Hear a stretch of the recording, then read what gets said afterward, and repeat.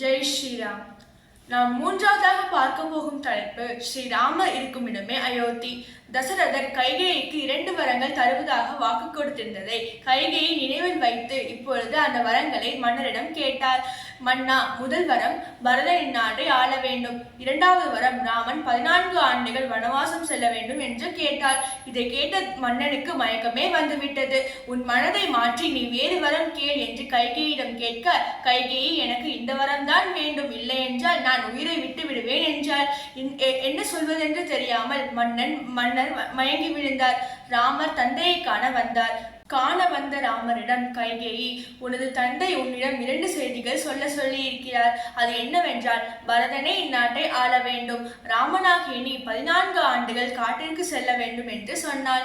இதை கேட்ட ராமர் உடனே, பரதன் நான் பெற்ற செல்வம் அல்லவா, தம்பியே இந்நாட்டை ஆளட்டும் என்று கூறி கானகத்திற்கு புறப்பட தயாரானார். இதை அறிந்த சுமித்திரை தன் மகன் லட்சுமணனிடம், நீயும் ராமனோடு உடன் செல், ஆனால் நீ தம்பியாக செல்லாதே, ஒரு தொண்டனாக செல் என்று கூறினாள். அதனால் தான் சுமித்திரையை அறத்தின் உருவம் என்று கூறுகிறார்கள். லட்சுமணர் ராமரிடம் காட்டிற்கு செல்ல தயாராகி தவக்கோலத்தில் நின்று கொண்டிருக்கையில் ராமர் லட்சுமணரை பார்த்து, நீ என்னுடன் வர வேண்டாம், இங்கேயே இரு என்று கூற, லட்சுமணர் ராமனின் கால்களை கட்டிக்கொண்டு அரசு செல்வத்தை துறந்ததைப் போல என்னையும் தங்கள் துறந்து விடாதீர்கள். இதை கம்பர், நீர் உள எனில் உள மீனும் நிலமும் பார் உள எனில் உள யாவும் பார்ப்புரின் நார் உளதனு உளம் நானும் சீதையும் ஆர் உளர் எனில் உளம் அருளுவாய் என்கிறார். ராமர் எதுவும் பேசாமல் லட்சுமணரையும் அழைத்து கொண்டு காட்டிற்கு செல்ல தயாராகிறார். அப்பொழுது சீதை நானும் உடன் வருகிறேன் என்று நின்று கொண்டிருந்தார்.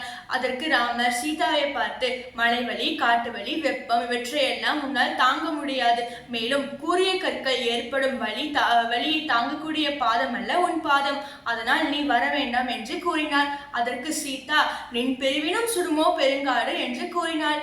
அதாவது, இவ்விடத்தில் உன் பிரிவு சுடுவதை காட்டிலும் உன்னுடன் நான் வரும் பெரிய காடு என்னை சுடுமோ என்கிறார் சீதா. தாங்கள் இருக்கும் இடமே எனக்கு அயோத்தி என்கிறார் சீதா. எனவே ராமர் சீதாவையும் காட்டிற்கு அழைத்து செல்ல தயாராகிறார். அவர்கள் கிளம்பியதும் குழந்தைகள் முதல் பெரியவர்கள் வரை மான் மயில் உட்பட அனைவரும் அழுதார்கள். மாடியில் நின்று அழுது கொண்டிருந்த பெண்களின் கண்ணீர் சாளரத்தின் வழியாக மலை போல் கொட்டியதாம்.